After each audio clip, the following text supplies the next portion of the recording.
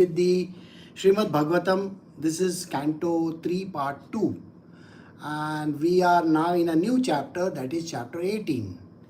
This chapter is about the battle between Lord Boar and Hiranyaksha. So, in this, the two are going to fight. That is, Hiranyaksha is going to fight with Varaha avatar. And this is a battle which happens in the on the ground as well as in the water. So it's something which we have to understand. Just prior to this, in the previous chapter, we saw that Varun Dev, who is the lord of the ocean, is challenged by Hiranyaksha. And when he is challenged, Varun Dev says to him, I am a very small person, I have become old.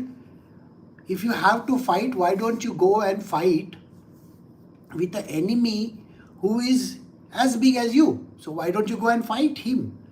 And coaxes him to go and search of one of the avatars of Vishnu, that is called the Varaha avatar. So today we are going to understand how he goes in search of the Varaha avatar, finds him, and then how he abuses him. Now, this is chapter 18. So we are doing Srimad Bhagavatam. This is Canto 3, Part 2. And this is a new chapter, chapter 18, the battle between Lord Boar and demon Hiranyaksha. Verse 1, Maitreya continued. The proud and the falsely glorious Daitya paid little heed to the words of Varuna. Oh dear Vidura, he learned from Narada the whereabouts of the Lord of the universe, that is Narayana himself, and hurriedly betook himself to the depth of the ocean.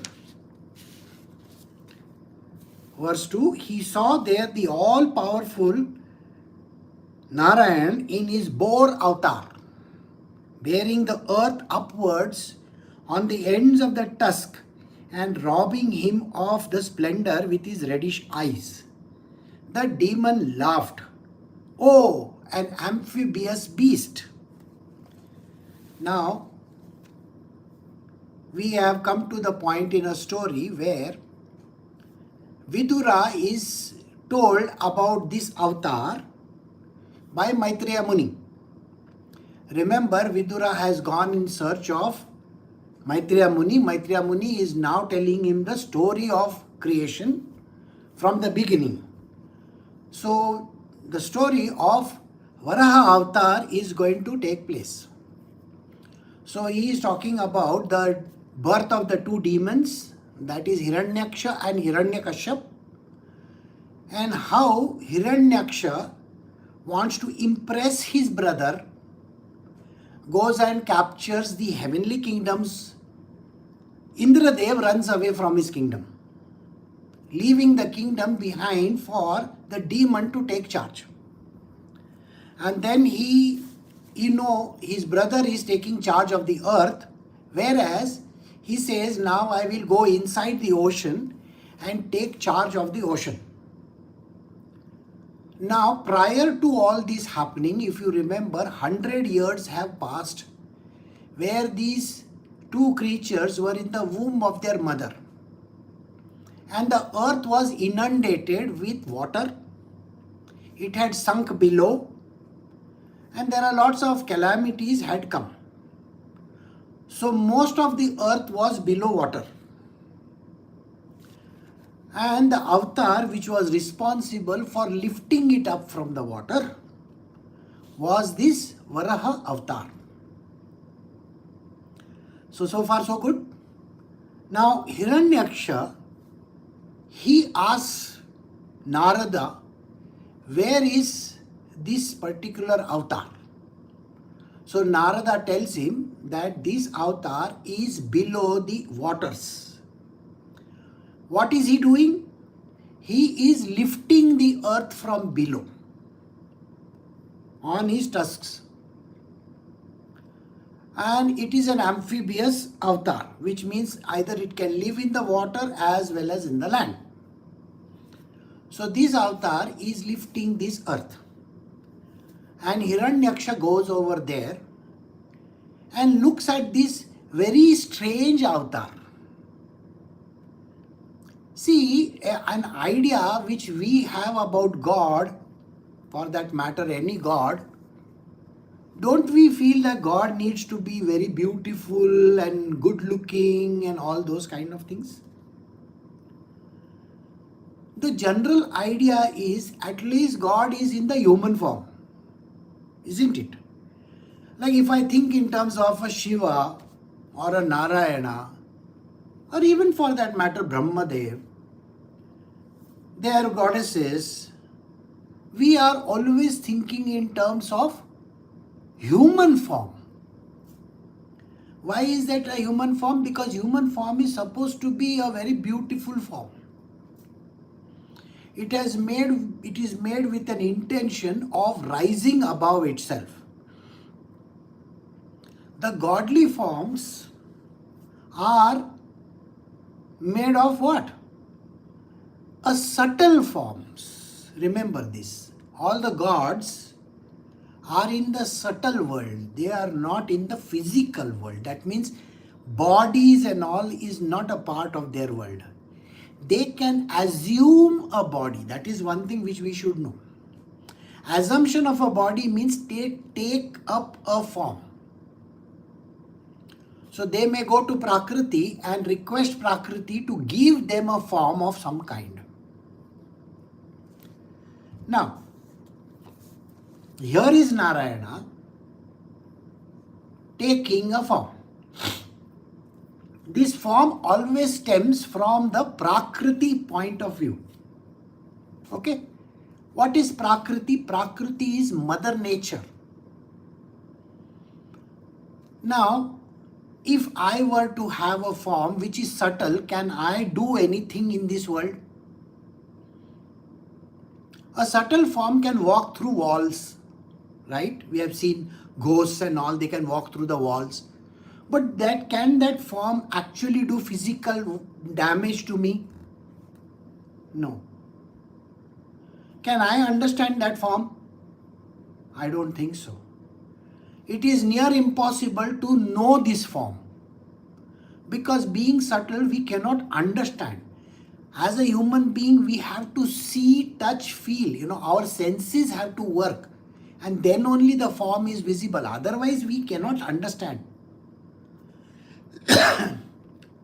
I want you to think, those who have accompanied me on a tour,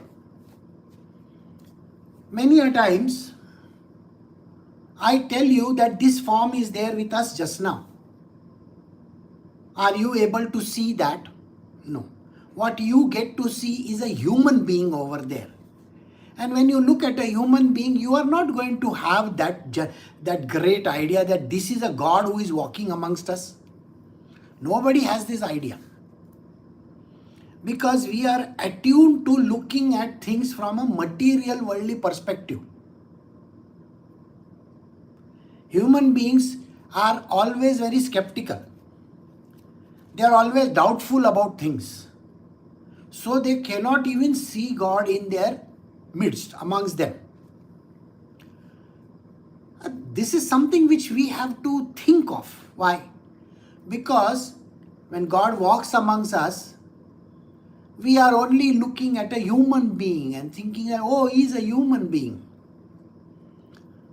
So here it was very difficult for Hiranyaksha to think of God as a form of a wild boar.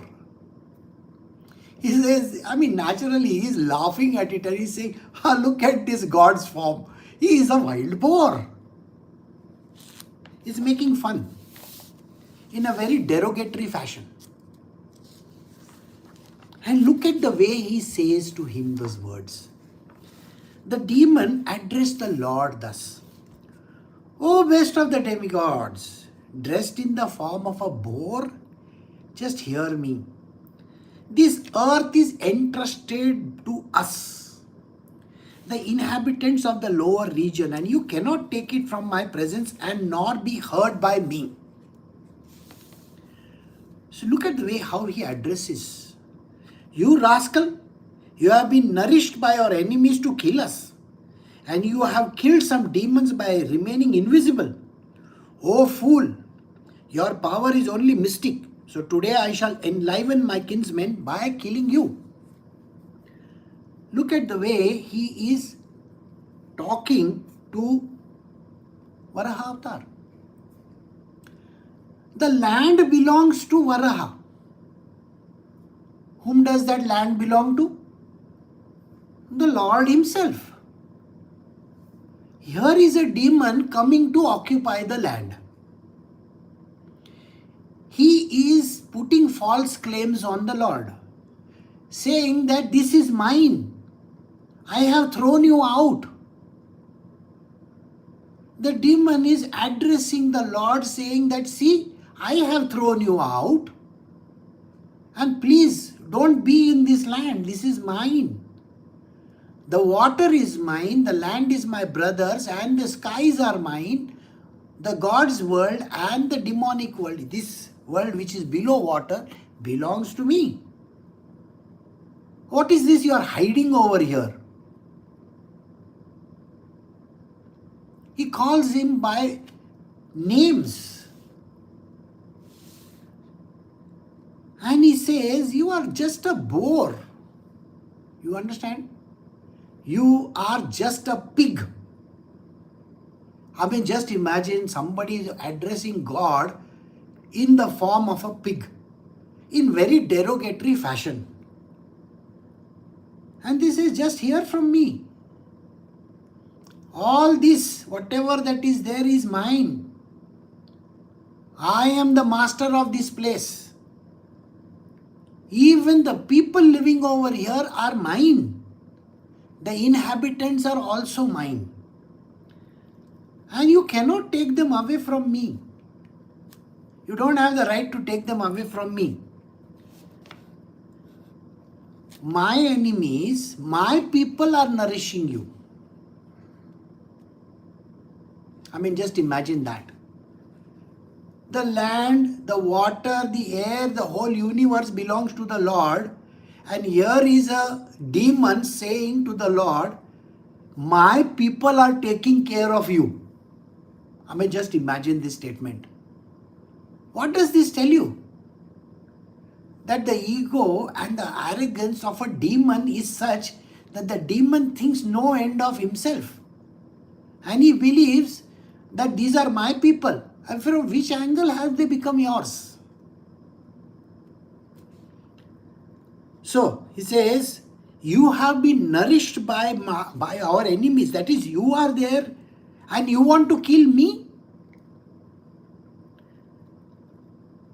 You are trying to remain invisible in this land of mine, this place underwater, and on top of it, you are trying to kill some of my people. Huh? You are using magical powers over here, mystic powers. So, I will ensure that I kill you. The demon continued, when you fall dead with your skull smashed by my mace, hurled by my arms, the demigods and the sages who offer you oblations and sacrifices in devotional service will automatically cease to exist, like trees without roots. So he is telling Varaha, you know, all these gods and all your devotees and everybody in this world is bowing and praying to you, isn't it? When I kill you with my bare hands, with this, mace, what is going to happen? These gods who are praying to you then will start praying to me. They will know I am the boss of this whole thing. And they will also fall down. Why? Because when you are gone, when your people are gone, who is going to remain? Nobody. Although the Lord was pained by the shaft-like abusive words of the demon, he bore the pain. But seeing that the earth on the ends of his tusk was frightening, he rose out of water, just as an elephant merges with the female companion when assailed by an alligator. So what does the Lord do? The Lord is already doing some work over there, is he not? He was trying to lift the earth on his tusks. He is performing an action of saving the world. And meanwhile, this person, Hiranyaksha, is abusing the Lord. He is saying very sharp and bad words to the Lord. The Lord is pained with it. He says, I have made this person. He has been my person, as Jaya Vijaya, if you remember. He doesn't remember who he is. Today he is acting like this with so much of an ego, thinking that it is mine. This land belongs to me. This part belongs to me. And the way he is talking and the way he is behaving, it's a very abusive form. The Lord listened to the words. He never said anything at that point in time because he was doing some job. The dear Lord Narayana was performing an action. And when he was performing an action, this abusive person was standing over there and hurling abuses at him and saying whatever that came to his mind and telling him that this is my property, you get out of this place because I have taken over this whole thing.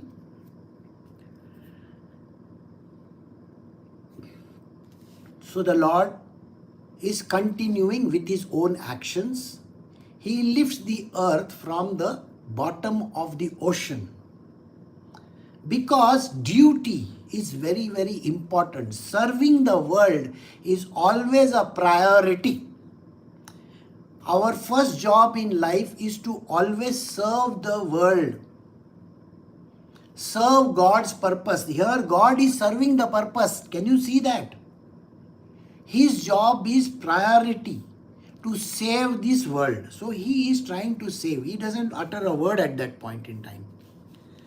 The demon who had golden hair on his head and fearful tusks gave chase to the Lord while he was rising from the water, even as an alligator would chase an elephant. Roaring like thunder, he said, "Are you not ashamed of running away before a challenging adversary? There is nothing reproachable for shameless creatures."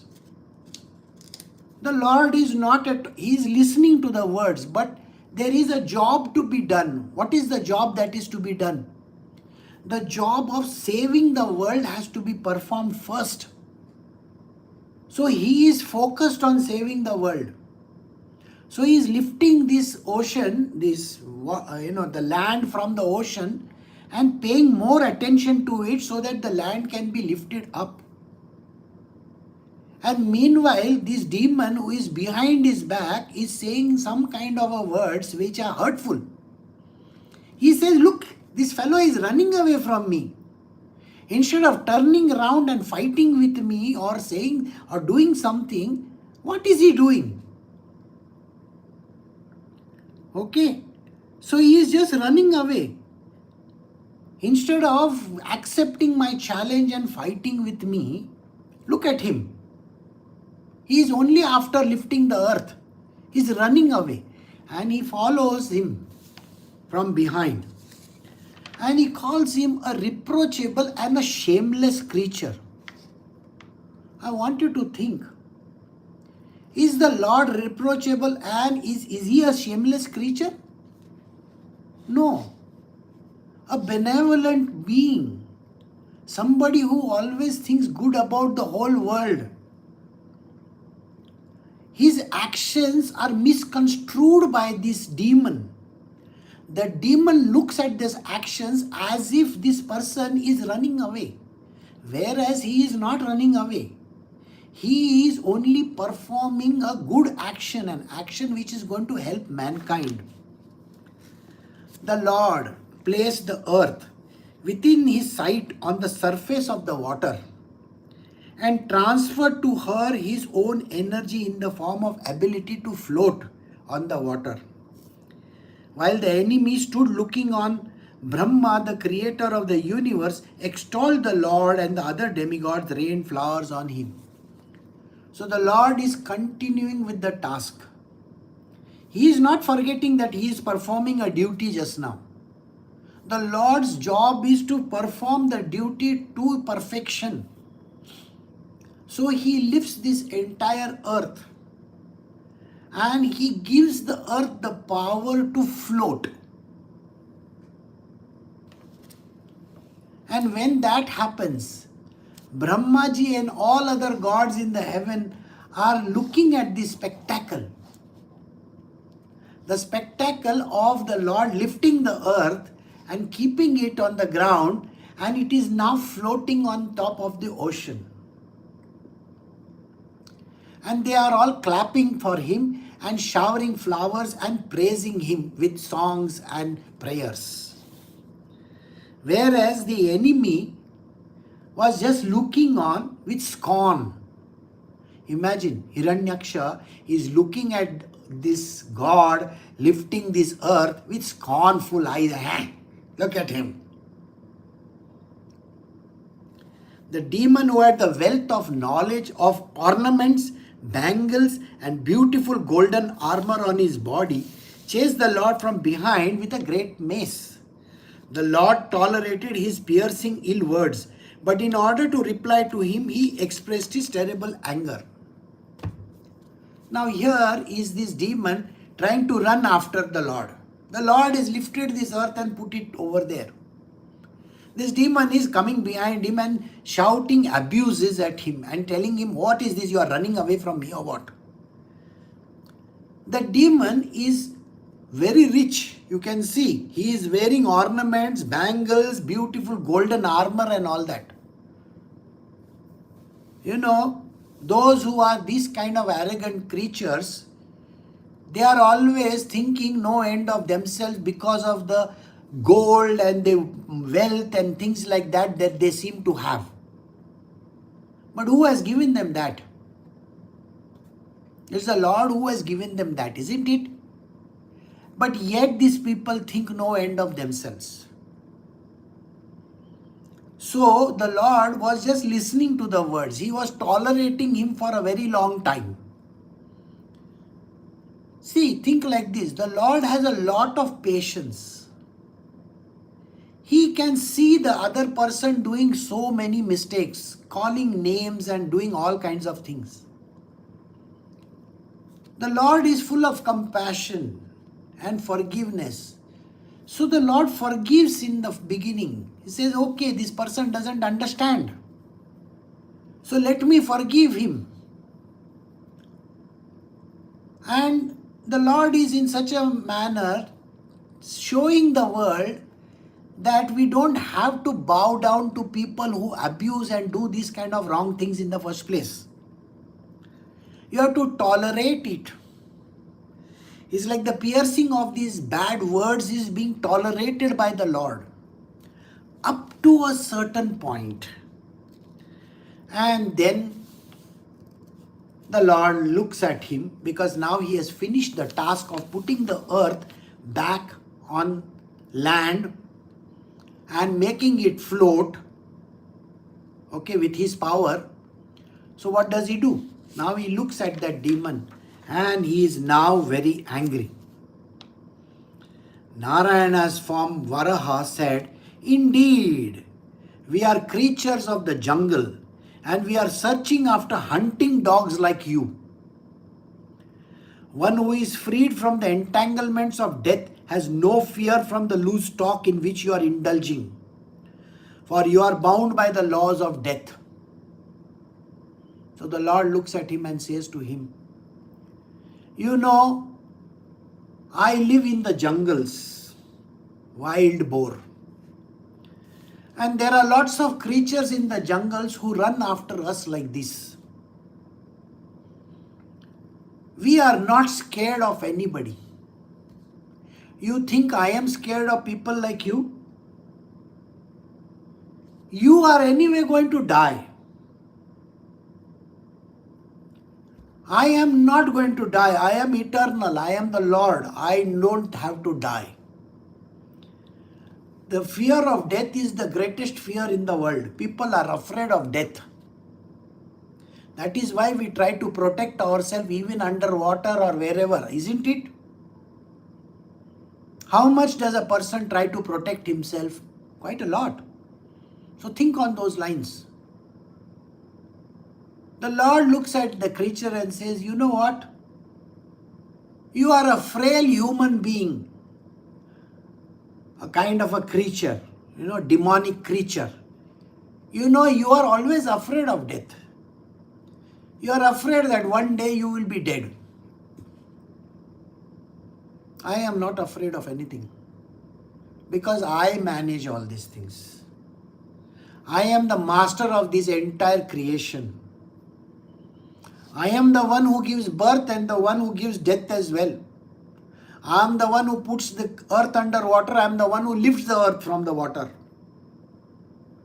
See the way he is going to put it now. Certainly we have stolen the charge of the inhabitants of the Rasatala and lost all shame. Although bitten by a powerful mace, I shall stay here in the water for some time. Because having created enmity with a powerful enemy, I now have no place to go. The God is mocking him.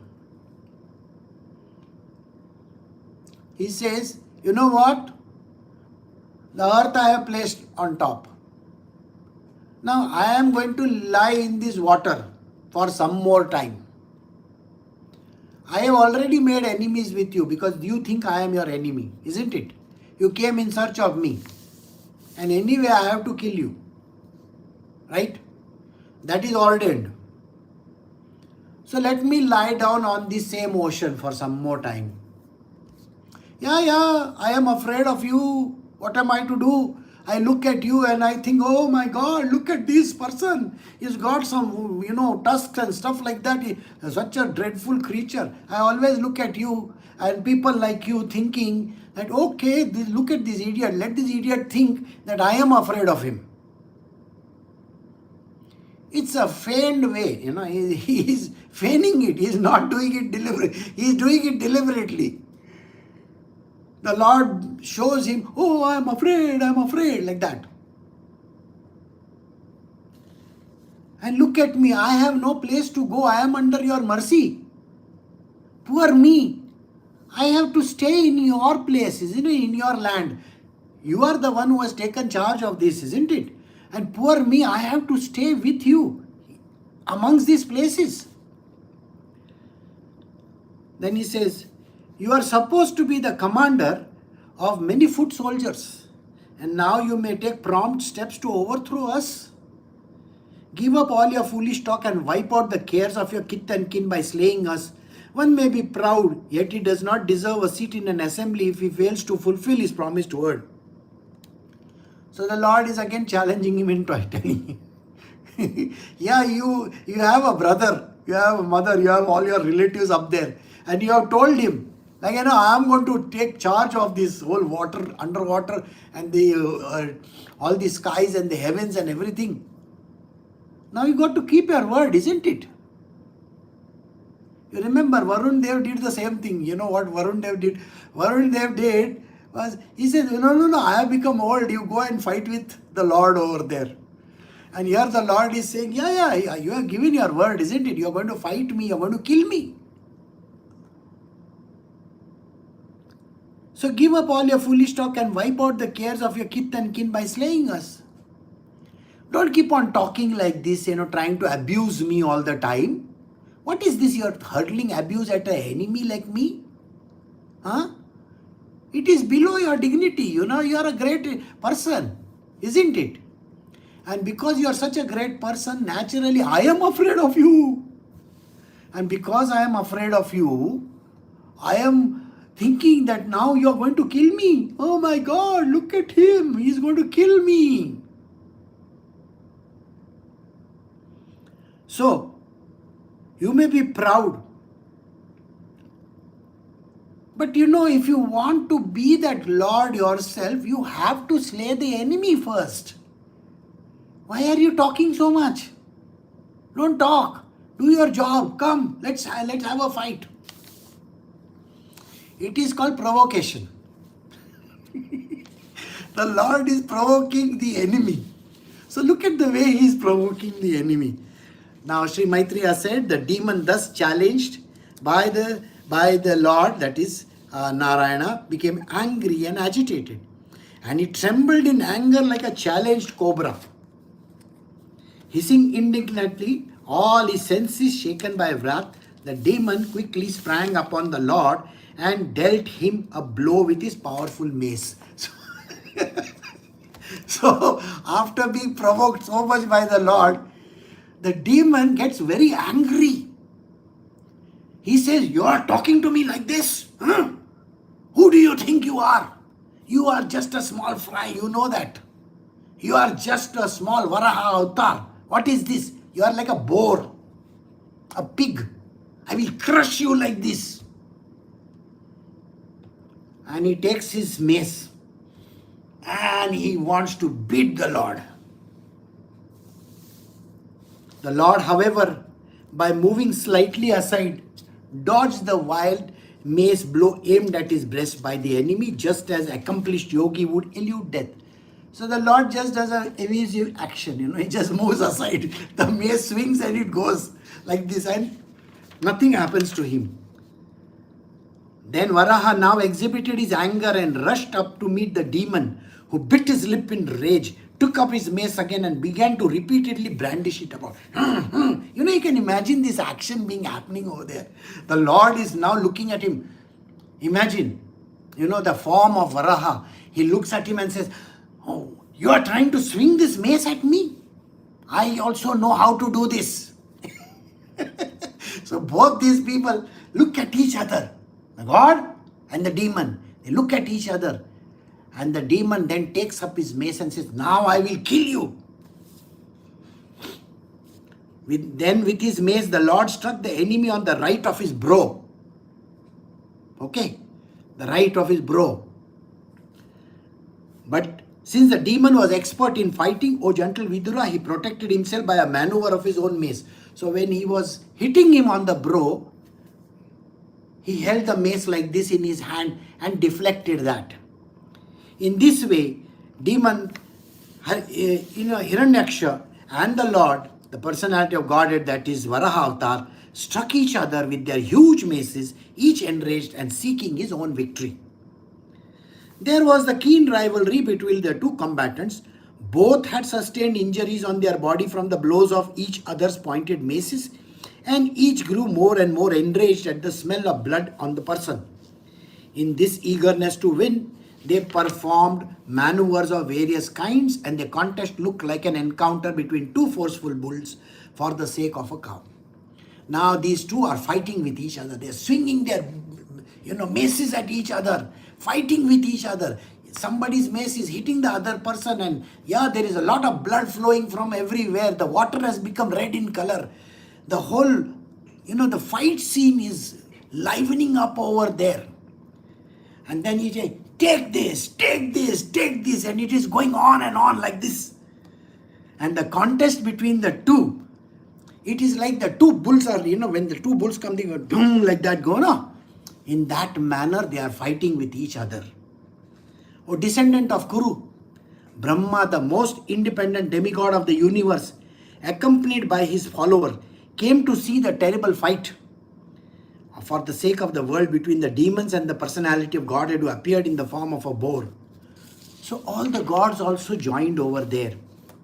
After arriving at the place of combat, Brahma, the leader of thousands of sages and transcendentalists, saw the demon who had attained such unprecedented power that no one could fight with him. Brahma then addressed Narayana, who was assuming the form of a bear for the first time. Now the gods have also come to see this big battle that is going on between these two. That means Varaha avatar on one side and Hiranyaksha on the other side. This battle is very fierce. Brahmaji is coming over there with all the other gods. They have assembled over there, looking at it as if it's such a big thing that is happening over there. And Brahmaji is now looking at Narayana and addressing him thus. Lord Brahma said, "My dear Lord, this demon has proved to be a constant pinprick for the demigods. The Brahmanas, the cows, the innocent persons who are spotless and always dependent upon worshipping your lotus feet. He has become a source of fear by unnecessarily harassing them. Since he has attained a boon from me, he has become a demon, always searching for proper combatant, wandering all over the universe with his infamous purpose." So Brahmaji is now informing Varaha avatar that I had given a boon to this demon, that he can fight anybody, and he has misused this. You know, in this material world, God gives the ability to a lot of people. He gives them money, He gives them power, He gives them wealth. It is for working with the mankind, it is for helping the mankind, not for misusing it so that you can use your power against the Lord Himself. That is not correct. But this is what is happening over there. And Brahmaji is telling the Lord, you know, I had given him this power, but look at what he is doing with his power. He is trying to rule over the entire universe. He has taken over the God's kingdom. His brother is taking over the land, and now he is taking over the water. He is misusing the powers. You need to do something about it. The Lord Brahma continued, "My dear Lord, there is no need to play with the serpentine demon, who is always very skilled in conjuring tricks and is arrogant, self-sufficient, and most wicked." Brahma continued, "My dear Lord, you are infallible. Please kill this sinful demon before the demonic hour arrives and present another formidable approach favorable to him. You can kill him by your internal potency without doubt." So Brahmaji looks at the Lord and tells him, "Lord, why are you prolonging this battle? You know very well you can kill him in one stroke. You're just playing with him, isn't it? You know, you've seen how the cat plays with the mice, no? She will let the mice roam here and there. With one foot, she will kick the mice like this, and then the mice will go on the other side. She will kick him like this, she'll kick him like this. And sometimes that mice will bite. She says, "Why are you doing like this? Why not kill him once and for all? Why are you allowing him to abuse you and say these kind of bad words? And why is he taking over this godly kingdom? Why is he doing this kind of a thing? Why are you not doing anything about him?" The Lord, the darkest evening which covers the world is fast approaching. Since you are the soul of all souls, kindly kill him and win victory for the demigods. The auspicious period known as Abhijit, which is most opportune for victory, commenced at midday but has all passed. Therefore, in the interest of your friends, please dispose of this formidable foe quickly. The demon, luckily for us, has come on his own accord to you. His death ordained by you. Therefore, exhibiting your ways, kill him in the duel and establish this world in peace. So Brahmaji is looking at the clock and he is saying to him, you know, the hour of Abhijit, that's a very important hour when you can get rid of all your calamities. So he is looking at the Lord and he is saying, why are you still playing with him? Why not finish his story once and for all? Okay. You know very well that with one stroke you can kill him. Everything can come to an end. But no, you are prolonging this for no rhyme or reason. I think it is important that you should take this step and kill him once and for all. And Brahmaji then tells him that, you know, Lord, already the mid-hour has passed. Now we are coming into the evening and evening time, because everybody has to go home, no? So why not finish this movie once and for all? And let us continue with the story next. So we have come to the end of this chapter over here just now. And this is a very interesting point where he has left it in the air. Now you may wonder what is there. There must be some reason why God is playing around with him, isn't it? Remember the boons. Remember the Lord had given them opportunity. Remember that everything happens in their own due time. And things cannot happen in the way you feel like.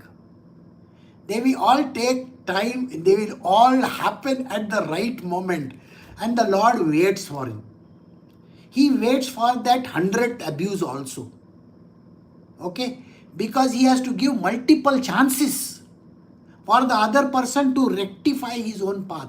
So we are going to learn about it tomorrow in a new chapter. So we will stop over here for today.